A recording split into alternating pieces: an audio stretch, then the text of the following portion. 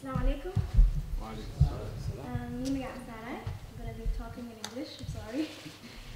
I'm representing Afar Youth Association along with Hassan.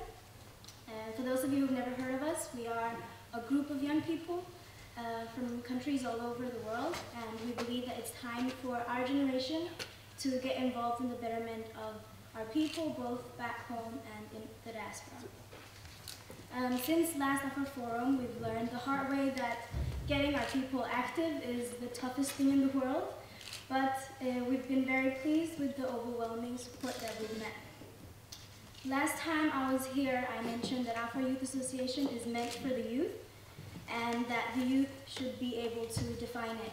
So what we did was we held a meeting in Sweden, and we've had numerous of Skype meetings with people from France and Finland and Germany, to name a few, where the majority seem to agree on the fact that we should start off with getting the youth together and making sure that we create a stronger bond between the Afar youth across the borders we're living in. And we thought this would be a great idea, but we also thought about how that would be possible if there is a language barrier. So, is it up? Yeah, so we have a few questions that we would like to pose to you. The first one is, how many of you have difficulties teaching your children the Afar language? And that goes to the parents, obviously. So raise your hands. Yeah? Everywhere. Everywhere, yeah. And the next one is, how many of you here can read and write in the Afar language? And raise your hands again. Cool. Next slide. Yeah, so we'll start off with telling our journey to the Afar language, and I'm gonna start. I was born in Denmark, and back then there were only 2 families in the whole of Denmark. That meant that learning Afar for me depended on my parents. For example, my mom would take that very, very seriously, and she would be very strict about it.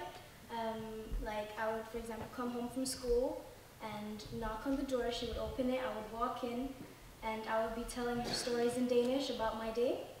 And she would look at me when I finished and say, "Atu jij?" And I would be like, "I'm Sarah." And she would be like, "Sarah." I'm like, "Yay, kubara." Like, and she would be like, "Yay, ano yi Sarah, afara fahiyattaka, atu yarika we'ahi." And she would literally kick me out of the house, have me knocking on the door again, and I would walk in, and I would be like, "Hi, Mom," and say the whole thing again, Afar. So back then, I didn't get the point. I thought it was very annoying, and it was not before I went to Afar Forum 2012, where I actually met our people, that I understood the whole point of that, and I remember thanking her and kissing her on the forehead, because that just meant the world to me, and I understood the meaning and the importance of knowing your language. So now I'll be giving the word to my fellow Hassan. Assalamu alaikum. My name is Hassan Ali. I was born in Djibouti. Moved to the United States when I was 7 years old. And in that time I was fortunate enough that I had siblings who... It's very important that we're speaking in English, and I'll explain that later. I think being in the United States and living in a small white town with 6 of my siblings has meant that I was away from my culture, away from my religion, and away from my language in some ways. And before we left Djibouti, my father made my brother promise that if you're going to take my kids, make sure that they hold on to their language, their culture, and their religion. And I think my siblings have done a great job of staying true to those 3 things. And when I was younger, going to middle school, elementary school, and high school, the ability to speak Afar fully was not there. Spent 8 hours at school, came home, you have homework. And so between that, what time do you have to actually learn the language and to converse in that language? But in 2012, I had the opportunity to go back to Djibouti. And at that time, my culture, everything came back to me. The ability to speak came back to me.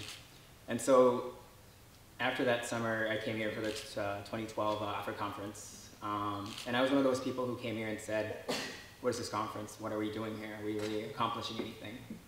I looked at us, I looked at the youth and said, what can we contribute? And so we put together the Afar Youth Association and said, hey, here's an opportunity.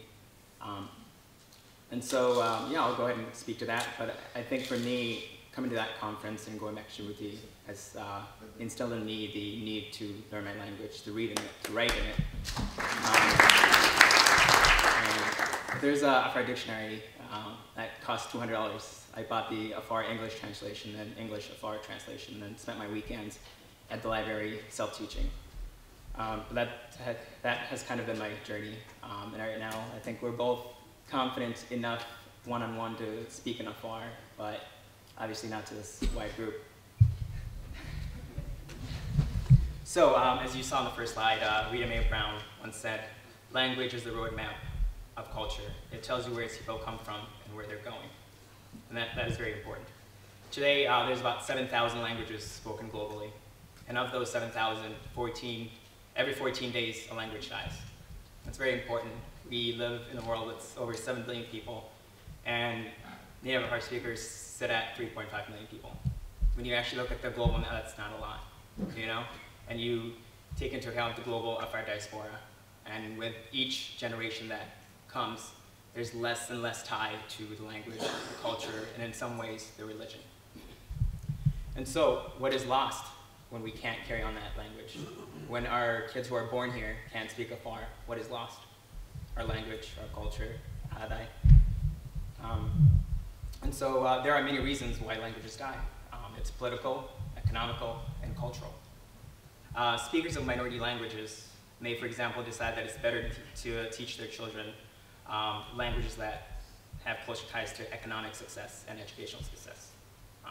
So right now in the United States, the vast majority of second generation immigrants, so these are young people who are born, most of my nieces and nephews who are born in the US, have less ties and don't speak the Afar language fluently. They can't read, they can't write, and they can't speak in it. But in some ways, they can understand it. So the reason for that is when we have our youth in the diaspora, it's more important for them to speak in English, or in Danish for that matter, to prosper economically in this country. And so we call these the working languages. English, Mandarin will be one, Spanish. These are global languages, even French. These are languages that we do business with. And so it makes sense that people would learn that language and leave a mother tongue like Afar behind. And so what we're here to do is hopefully make sure that doesn't happen. Right now, if Afar youth in the diaspora want to learn the Afar language, here are some of the opportunities and some of the tools that they have for that. These are 3 websites that I personally have used in learning the Afar language. And this is basically kind of, in some ways, gives you the ability to read, write, and pronounce in some ways. And then this video right here is done by a woman in Canada, and it's visual. So some people learn better by visually. And so she points to the different things on the human face, and she has a lot of these videos that are very helpful in pronunciating certain words. But what we're here today to talk to you about is a language application that's called Duolingo. It's one of those apps where I can learn the whole Afar language just using this day to day. By this application, I would spend 30 hours a day, is the equivalent of a semester-long course in a foreign language.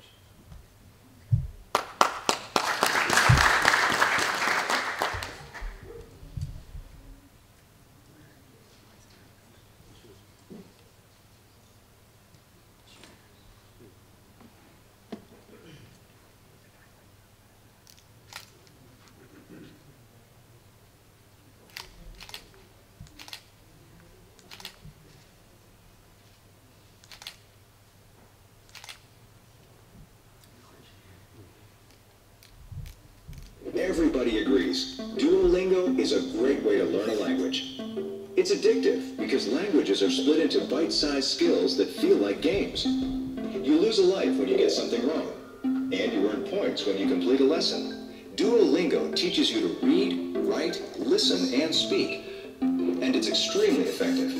In fact, an independent study found that 34 hours on Duolingo are equal to a whole university semester. A semester of knowledge that you can fit into your breaks, commutes, and moments spent waiting in line. Duolingo is completely free. No annoying ads, no misleading in-app purchases, no subscription fees. Language, free at last.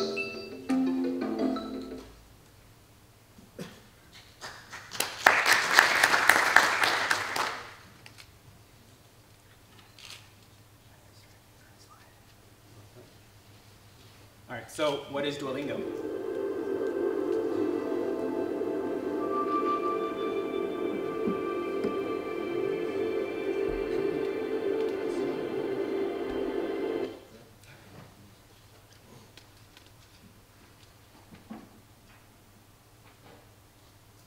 So, what is Duolingo? Duolingo is a language learning application which learners are able to read, write, and pronounce in the language that they're learning. Today you will find hundreds of language applications that cater to other languages, but you won't find a single one that caters to the Afar language. And sure, we have websites, as I showed you, and we have YouTube videos that can teach us, but what we know is that those are old ways of learning languages, and it doesn't work for a lot of people. The ability to sit down at a computer for hours just doesn't do it for a lot of people, and to watch YouTube videos is not the same. And so what the Duolingo app does is that it has a language incubator, which basically means that it's a platform where people could, right now, if I wanted to learn French as a native English speaker, I could do that. And so what this allows is for us to input the Afar language in the applications. So everything's already there. All we have to do is put vocabulary, sentences, everything in there. And it's honestly easy as using your phone, wherever you are. And what's cool about this application is that it's gamified, which means it's like playing a game. And so it's addictive, and it's something that young people can utilize, especially young people in the diaspora. So Language Incubator provides users a platform and provides them necessary tools to build a new language. And so basically what they want is people who are experts in the native language and people who have passion to pursue that language. And the tool that they use is called crowdsourcing. And so what we have to do is find, so basically what we're looking for is someone who's passionate in the Afar language, and someone who has fluency in the Afar language, someone that can read, write, and speak in the language. And we're also looking for people who have skills in the English language, not necessarily fluency, but the ability to read, write, and speak, and translate certain phrases to a degree. And how you can contribute to this. Yeah, so I guess what's important with this application is the initial platform will be Afar for English speakers, so you would have to know English to learn the Afar language. And if that gets approved, we can move on to, for example, someone who's a native Danish speaker who can learn Afar. And we can flip that over and say a person who has Afar native language can learn English, can learn French, can learn Danish. It's that simple. Because the tools are already there, all we need to do is input the information. It's in there, and it's completely free.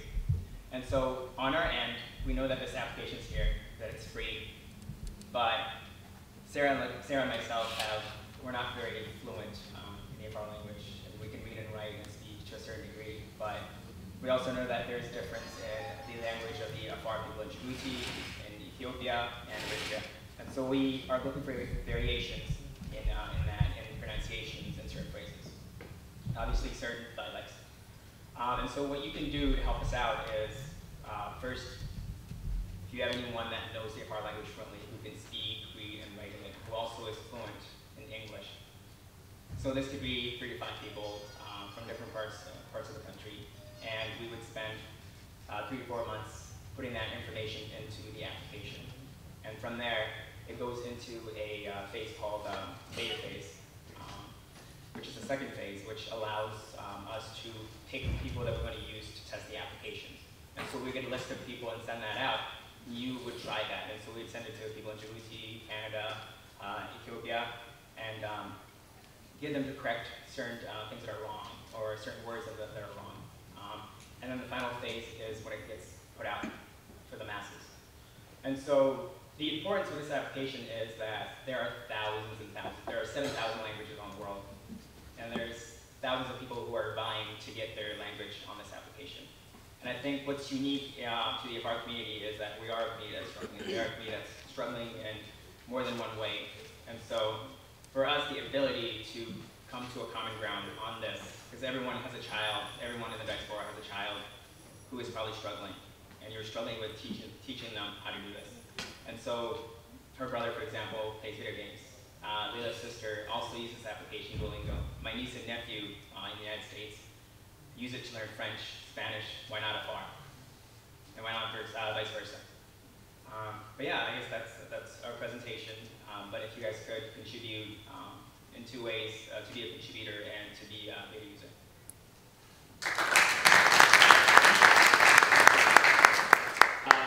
maxaa ka baahin may Ingiriisi ariyo maxaa turjumaan hariyo hartadiki wasiin ma damay ayama anu maxaa ino away maxaa addunya elekanina la social media inki gadam nanuka do Afara wal social media la nastacmل da baritne nedena niyo xilta maxaa nanu Afar forum sidaan baraxleeke awsaq saaciidك message ne rutaha إنك كنا أنت عادي أن وراك فيسبوك وبليمته السلام عليكم وعليكم السلام أنك تنتوك هالحوار عادي ضروري وكيف إيميل وده